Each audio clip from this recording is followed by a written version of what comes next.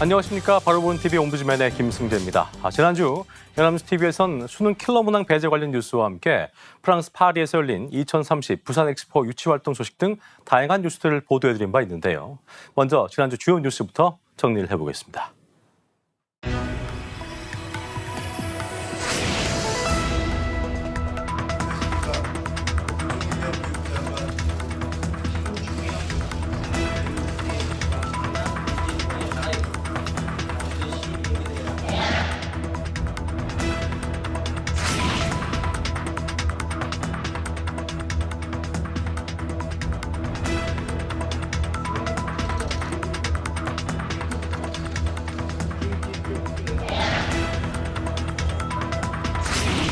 The World Expo 2030 Busan will do this. Used to be APT and Asia Synchronize with the international community.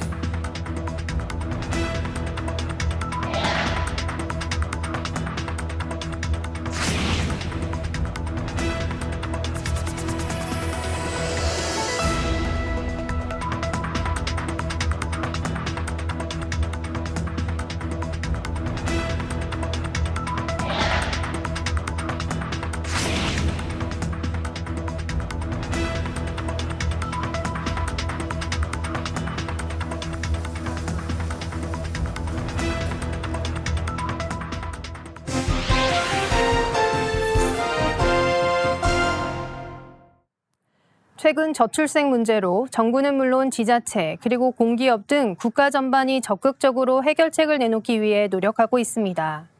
얼마 전에는 한 공기업에서 셋째를 낳으면 특별 승진을 해주겠다는 정책을 내놓기도 했는데요. 이를 둘러싸고 찬반 의견이 분분했습니다. 관련 내용 보도한 14일 뉴스프라임 살펴보겠습니다. 보도에 따르면 인천관광공사는 5급 이하 직원이 둘째를 출산하면 승진 가산점을, 그리고 셋째를 낳으면 특진하게 하는 정책을 내놨습니다. 다자녀 직원을 위한 특별 승진 정책의 일환인데요. 예를 들어 과장급 5급 직원이 셋째 자녀를 낳을 경우 연한이나 고가 등 조건에 상관없이 바로 팀장급이 되는 것입니다.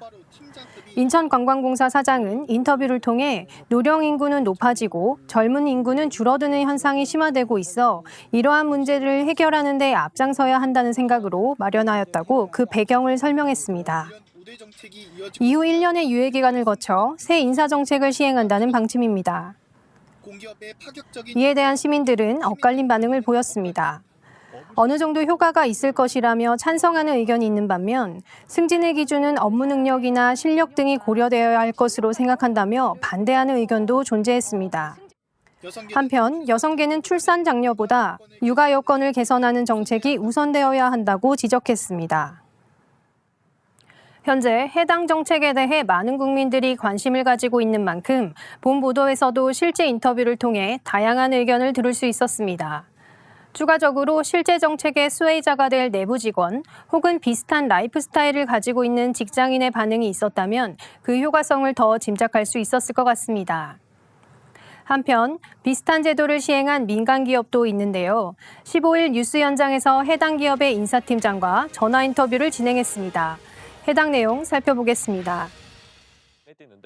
한미글로벌 박정욱 인사팀장은 파격적인 임직원 출산 장려 정책에 대해 본사는 과거부터 생애주기 전반에 대한 복지를 다양하고 꾸준히 진행해왔다며 해당 정책 역시 오랫동안 계획하고 논의한 결과라고 도입 배경을 설명했습니다. 지속적으로 가족 친화 복지를 시행해온 회사로 비용이나 조직 운영의 부담보다는 기업의 사회적 역할에 더 초점을 두었다고 덧붙였습니다. 그동안 직원들의 의견도 수렴해왔고 시행 전 자체 설문조사도 실시했다고 전했는데요. 내부에서 결혼 여부, 성별 등 직원들의 수혜 시점이 달라질 수 있는 조건들에 따라 다양한 반응이 나오고 있지만 어떤 제도든 다양한 반응은 존재하기 마련이기 때문에 그보다는 도입 배경에 더 집중해달라고 강조했습니다. 한미글로벌은 이 외에도 육아 도우미, 육아휴직 기간 근속연수 인정, 주택 구입 자금 지원 등 출산 장려를 위한 다양한 정책을 마련하고 있다고 전했습니다. 저출생 문제 해결을 위해 오랜 기간 정책적으로 고민해온 민간 기업의 사례를 엿볼 수 있었습니다. 해당 기업은 파격적인 승진 정책 외에도 관련하여 다양한 정책들을 마련하고 있었는데요. 그렇기에 더욱 실제 수혜자들의 반응이 궁금했지만 해당 부분이 구체적으로 제시되지는 않았습니다. 앵커 역시 직원들의 반응을 재차 질문하였고 이에 대해 기업은 사전 설문조사 시행 부분과 내부 직원들의 다양한 반응이 존재한다는 점을 전하였으나 다소 축약하여 전달되었다는 점이 아쉬웠습니다.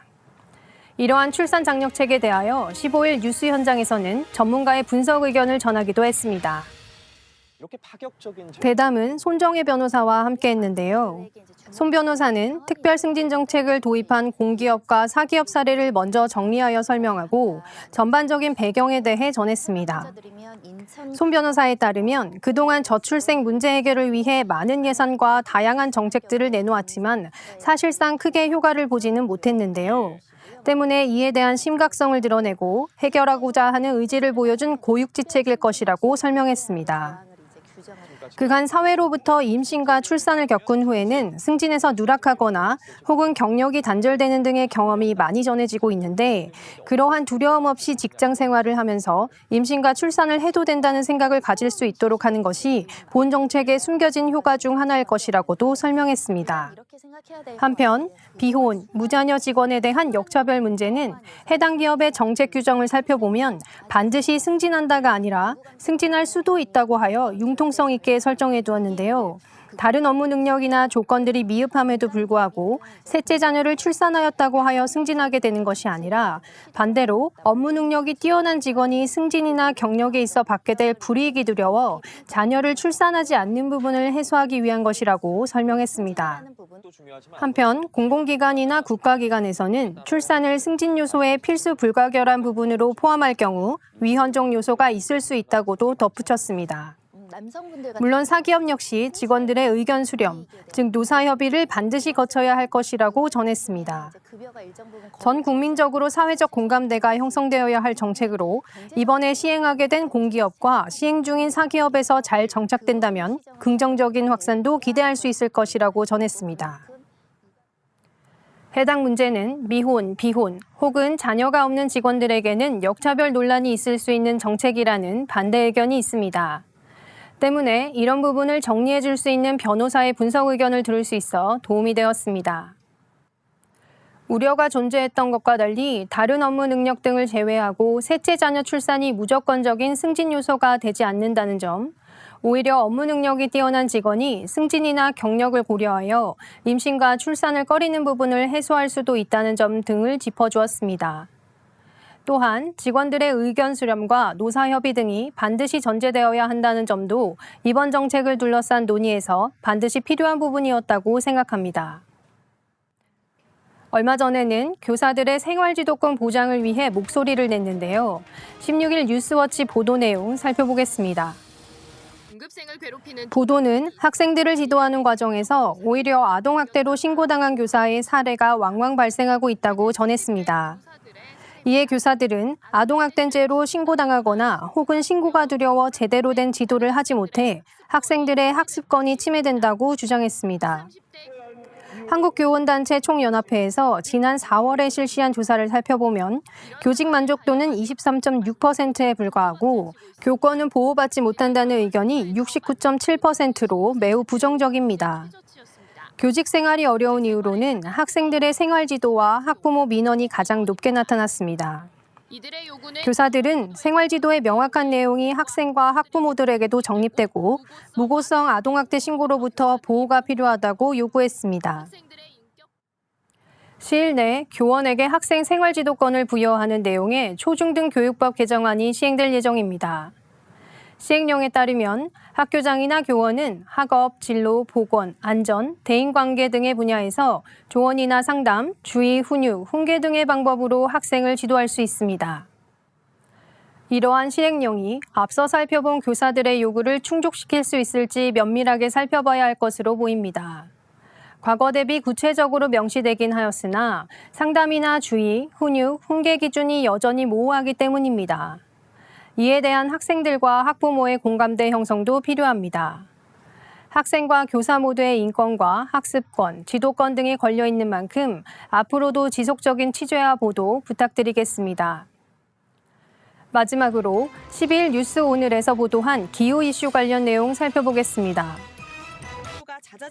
해마다 오존주의보가 잦아지고 있는 가운데 기상청은 지금처럼 온실가스를 배출하면 약 50년 뒤에는 고농도 오존 발생일이 연간 34일 늘고 평균 농도도 4% 증가할 전망이라고 발표했습니다.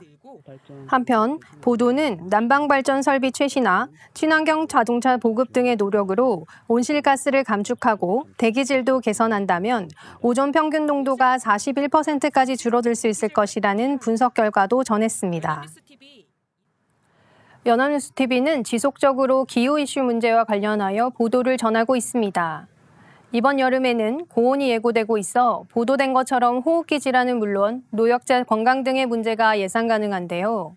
해당 문제에 대해 보다 더 적극적인 공론화가 이루어질 수 있도록 꾸준히 노력해 주시기를 기대하겠습니다.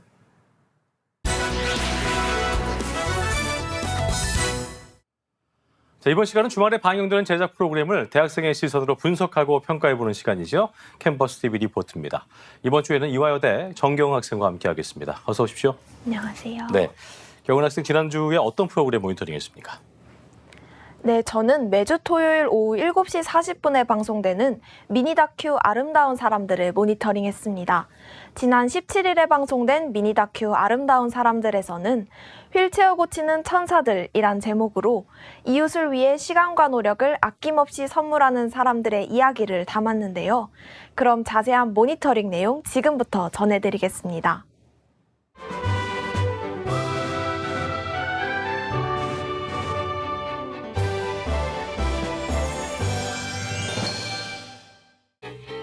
방송은 강서구의 한 아파트 단지에서 이른 아침부터 분주한 사람들의 모습을 비추며 시작합니다. 오늘 이곳에서 특별한 행사가 열린다는데요. 바로 휠체어를 무료로 세차해주는 것입니다. 온 동네에 소문난 휠체어 세차장에서 노란 조끼를 입은 봉사자들은 휠체어를 하나하나 정성스럽게 청소하고 있습니다. 묵은 때가 벗겨지면서 하나둘씩 새 휠체어로 변신하는 모습을 볼 수 있었는데요. 타는 사람들의 기분까지 상쾌해진다고 합니다. 휠체어 세차뿐 아니라 고장난 휠체어를 고쳐주는 자원봉사자의 모습도 보입니다. 말도 못하게 좋은 일을 많이 한다는 이들은 서울 강서구 일대 아파트 단지를 돌며 장애인들의 휠체어를 청소하고 고쳐주는 자원봉사자들입니다. 이들의 활동을 진두지휘하는 한 남성, 봉사단의 회장 홍남호 씨입니다. 휠체어에 문제는 없는지 구석구석 꼼꼼하게 살피는 홍남호 씨. 겉보기엔 별 문제가 없어 보여도 홍남호 씨는 휠체어에 헐거워진 나사 하나까지도 그냥 넘기는 법이 없습니다. 워낙 손기술이 좋기로 소문나 일명 맥가이버라는 별명을 가지고 있다는데요. 홍남호 씨는 휠체어를 타고 다니다 보면 전문가가 아니기 때문에 몇 년씩 어디가 고장난지를 모르기도 한다며 직접 만져보고 고장난 곳을 고쳐줘야 타고 다닐 때 이상한 소리가 안 난다고 전했습니다.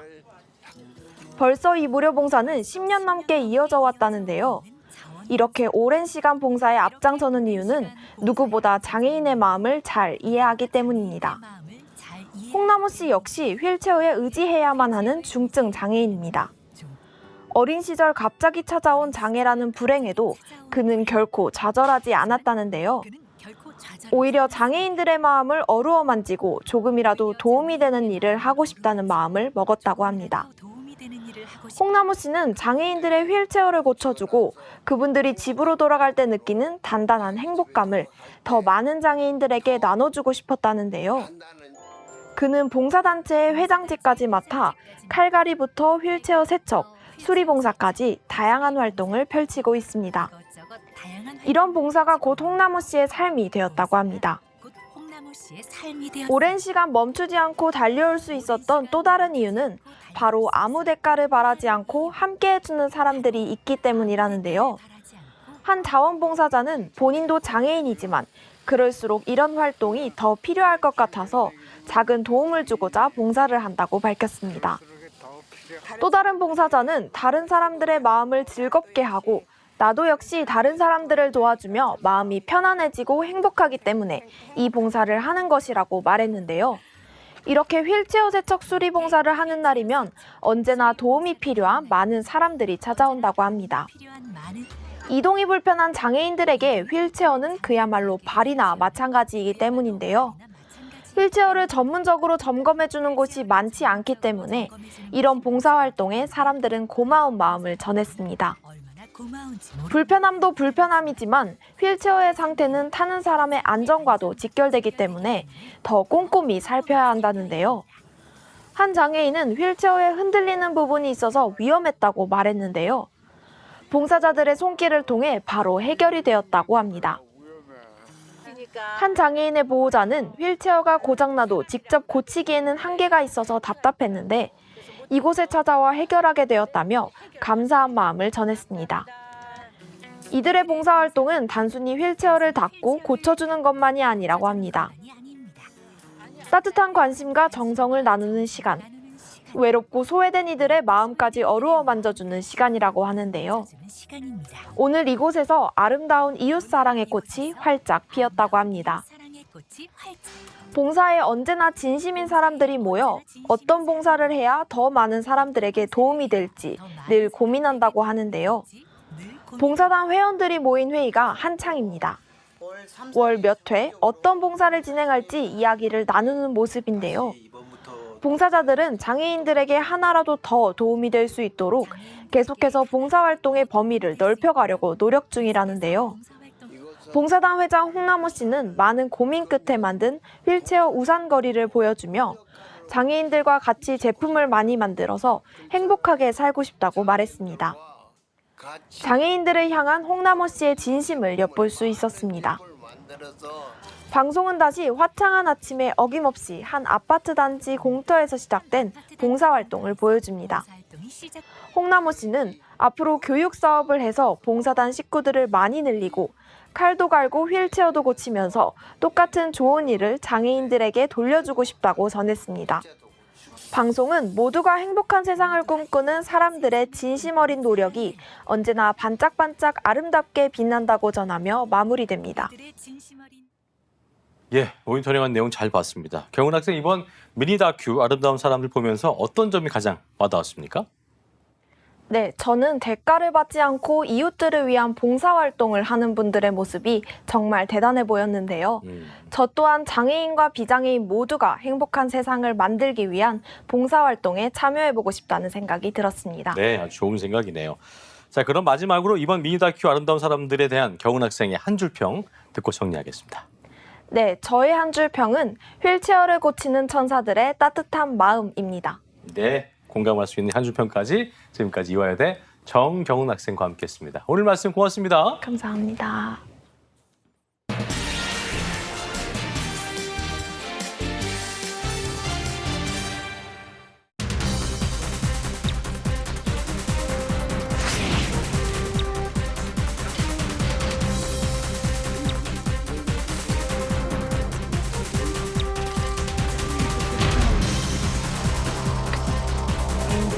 집행되는 것은 아닌지 통일하니까 다시 한번 한박도 부탁드립니다. 这是那样式，甚至在俄罗斯是。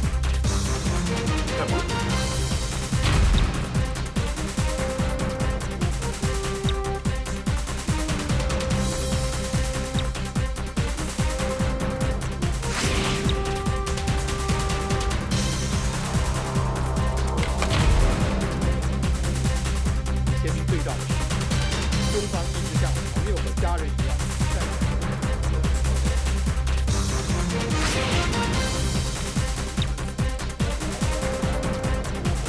한중 관계의 건강한 발전에 도움이 안 되고 이에 역행하는 그런 일들은 없어야 한다.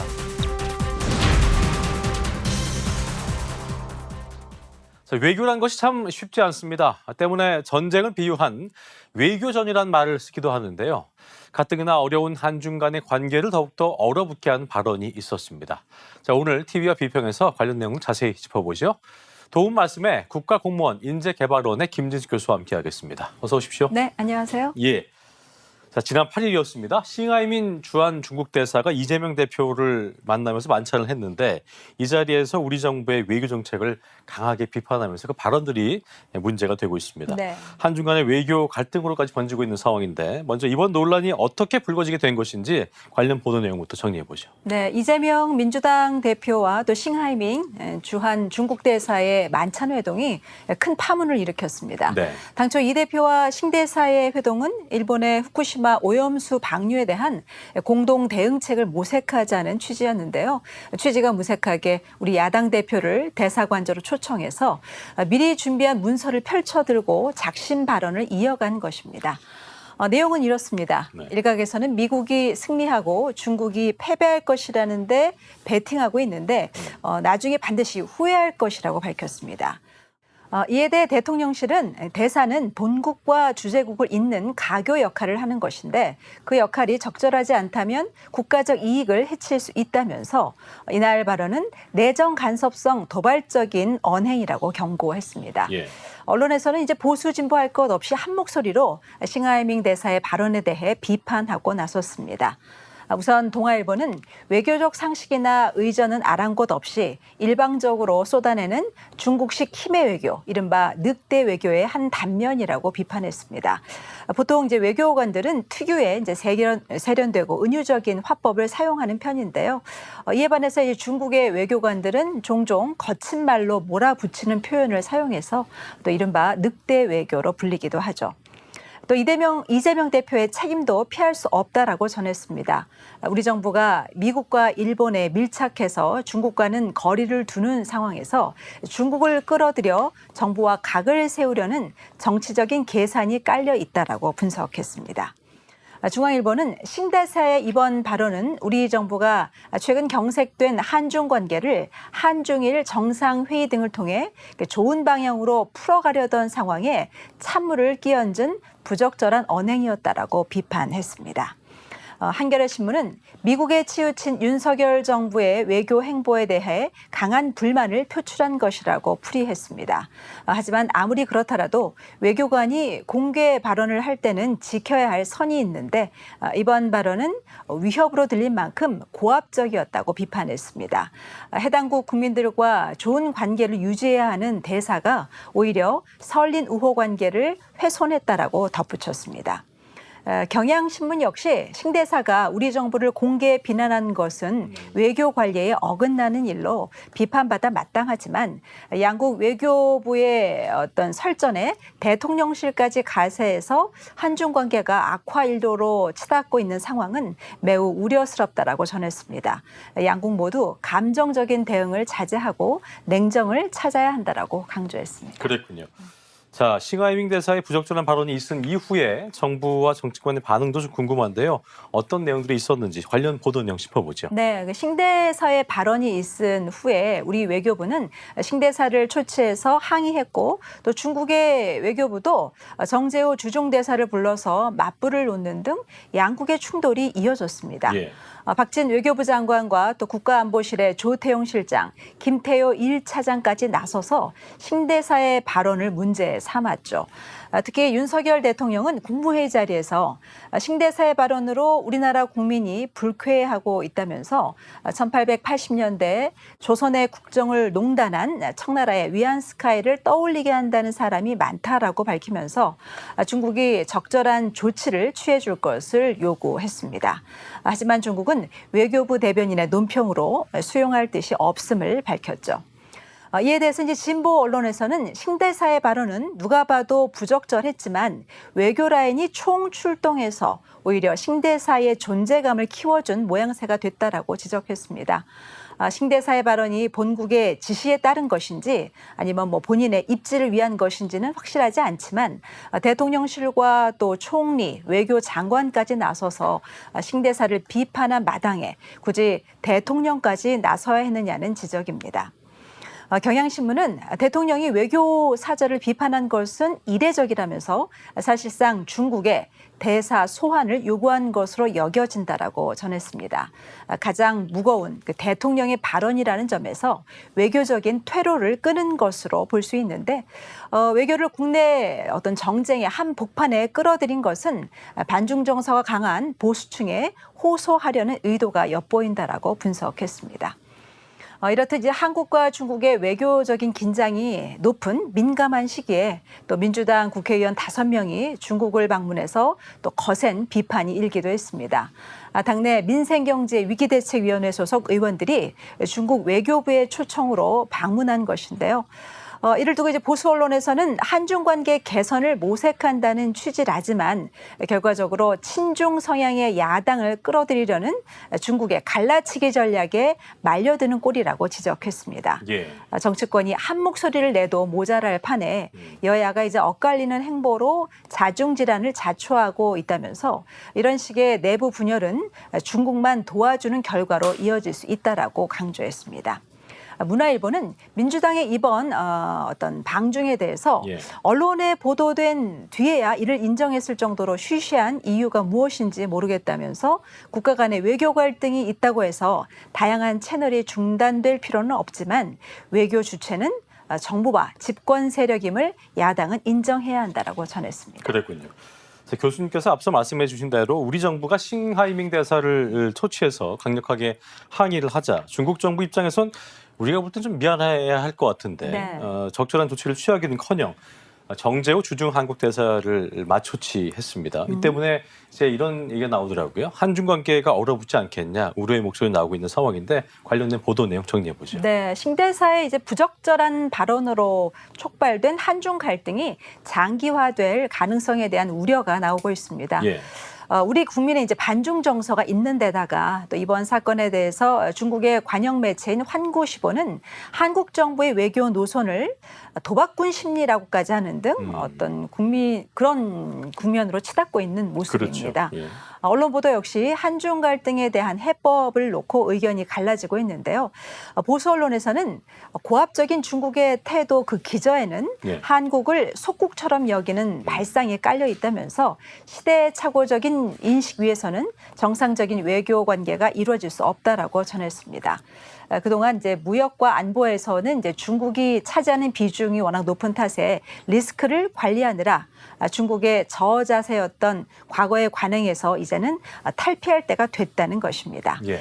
당당한 외교를 통해서 어떤 상호 존중과 호혜 관계를 복원해야 하고 또 그러기 위해서는 중국의 보복에 취약했던 어떤 경제나 안보 구조를 지속적으로 재편해야 한다라고 전했습니다. 네. 반면에 이제 진보 언론에서는 한중이 언제부턴가 상호 존중의 정신을 잃고 있다면 그 원인이 무엇인지 터놓고 얘기해야 한다라고 전했습니다. 한국이 대만 문제 등에서 너무 미국 쪽으로 기운 것에 대한 중국의 불만이 있다면 그것을 다뤄야 되고 또 중국이 어떤 여전히 구한말의 시각으로 한국을 보는 측면이 있다면 그에 관한 문제도 다뤄야 한다는 것이죠. 우리 정부는 한미 동맹을 중시하면서도 좀 더 협력적인 한중 관계를 만들어 나갈 방안을 고민해야 한다라고 강조했습니다. 그렇군요.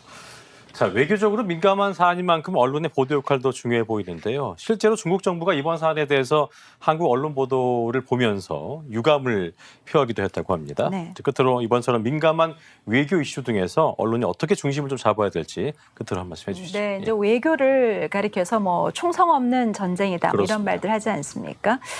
그만큼 국익을 위해서 각 나라들은 지금도 치열한 외교전을 펼치고 있습니다. 예. 전쟁에서는 감정이 아닌 이제 냉정함을 유지하면서도 치밀하게 대응해 나가야 되겠죠. 외교와 관련한 보도 역시 마찬가지라고 봅니다. 언론이 어떤 정파적인 관점에서 보고 싶은 대로 외교적인 사안을 바라본다면 현실을 정확하게 진단하지 못할 수 있습니다. 네. 오히려 잘못된 편견으로 모든 이슈를 이념이나 정파적으로 다루게 되면 이로 인한 위기가 생길 수도 있다고 봅니다. 우리나라가 처한 외교의 현실은 참으로 어렵고 또 그래서 앞으로 더 외교 관련 보도가 중요해질 것 같습니다. 네. 우리의 외교는 미국과 중국 사이에서 이 투트랙 전략을 정교하게 사용할 수밖에 없는데요. 예. 지금처럼 답을 정해놓고 끼워 맞추는 식의 보도는 우리가 직면한 다양한 문제들을 해결할 수 없을 것입니다. 국익과 관련된 언론 보도는 신중에 신중을 기해야 할 것이고 또 외교적으로 민감한 이슈가 발생했다면 향후 파장을 최소화하는데 정부와 언론이 함께 노력해야 할 것입니다. 예. 언론의 냉철하고 신중한 자세 그리고 책임 있는 보도를 기대합니다. 알겠습니다. 지금까지 국가공무원인재개발원의 김진수 교수와 함께했습니다. 오늘 말씀 고맙습니다. 네, 고맙습니다. 예.